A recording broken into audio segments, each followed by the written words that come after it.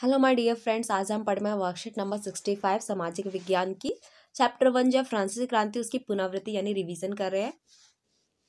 4 अंक वाले हमें क्वेश्चन दिए गए। पहला अनुच्छेद कहता है पूरी आबादी में लगभग 90% किसान थे, लेकिन जमीन के मालिक किसानों की संख्या बहुत कम थी। लगभग 60% जमीन पर कुलीन, चर्च और तीसरे स्टेट के अमीर लोगों का अधिकार था।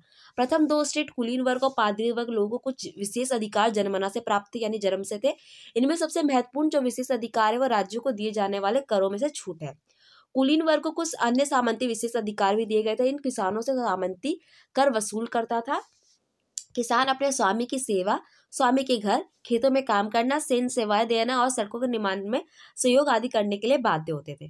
पहले आपको अनुच्छेद पढ़ना, फिर इसके बाद आपको क्वेश्चन करना है। पहला क्वेश्चन कह रहा है कितने प्रतिशत आबादी किसानों की थी, तो आपका आंसर क्या है इसका 90।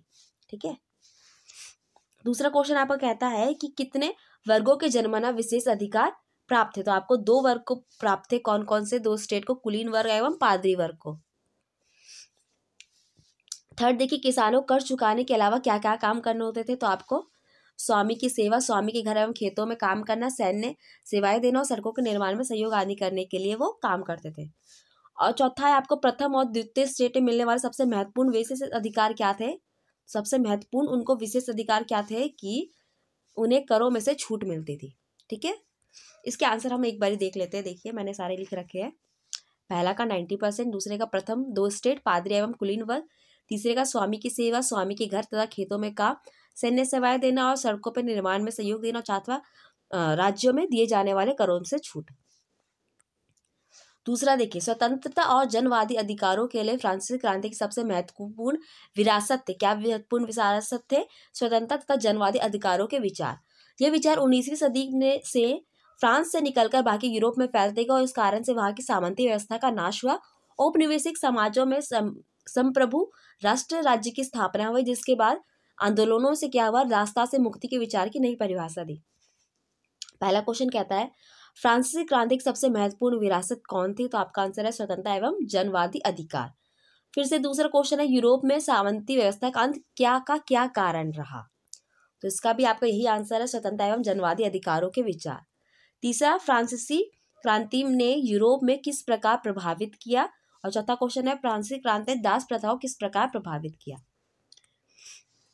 आंसर हम यहाँ से देख लेते हैं। पहला स्वतंत्रता एवं जनवादी अधिकार, दूसरा भी स्वतंत्रता जनवादी अधिकार के विचार, तीसरा फ्रांसीसी क्रांति में स्वतंत्रता व जनवादी अधिकार के विचार ने यूरोप में प्रभावित किया, जिससे आंदोलन हुए, चौथा आंदोलन के कारण संप्रभु राष्ट्र राज्य की संस्थापना हुई, जिससे दास प्रथा खत्म हुई। तीसरा अनुच्छेद कहता है महिलाएं इस बात से निराश हुई कि 1791 में संविधान में उन्हें निष्क्रिय नागरिक का दर्जा दिया गया। महिलाओं ने मताधिकार, असेंबली के लिए चुने जाने और राजनीतिक पदों की मांग रखी।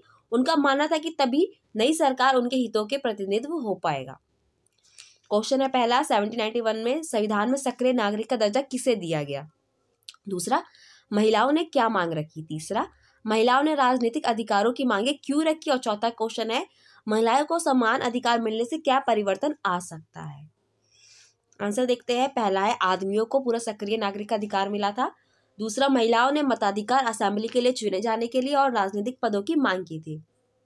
तीसरा, महिलाओं ने अपने हितों की रक्षा के लिए राजनीतिक अधिकारों की मांग रखी। चौथा है हाँ, परिवर्तन आ सकता है, जब महिलाओं के हितों की रक्षा होगी तब ज्यादा उन्नति होगी और सभी को ऊपर उठने का मौका मिलेगा।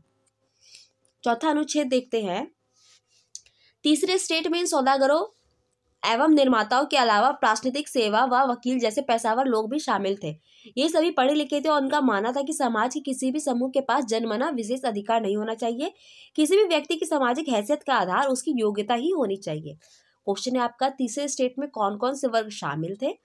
दूसरा, क्या अमीर पादरी भी तीसरे स्टेट के सदस्य थे? और तीसरा, तीसरे स्टेट में लोगों के विशेष अधिकारों के लिए क्या मानना था? और चौथा क्वेश्चन है तीसरे स्टेट में लोगों के अनुसार सामाजिक हैसियत का अधिकार आधार क्या होना चाहिए?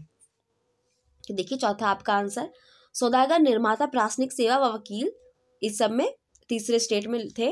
और नहीं, सेकंड आपका है नहीं, कोई भी अमीर पादरी इस वर्ग में नहीं था। तीसरा, उनका मानना था कि समाज के किसी भी समूह के पास जन्मना विशेष अधिकार नहीं होना चाहिए। और चौथा, किसी भी व्यक्ति की सामाजिक हैसियत का आधार उसकी योग्यता होना चाहिए कि वो कितना अच्छा है और वो कितना योग्य है। ओके फ्रेंड्स, यहाँ पे हमारा वीडियो कंप्लीट होता है। आई होप आपको वीडियो अच्छा लगा, इसे लाइक कीजिए, कमेंट कीजिए, शेयर कीजिए। और भी वीडियोस देखने के लिए मेरे चैनल को सब्सक्राइब कीजिए। Thank you.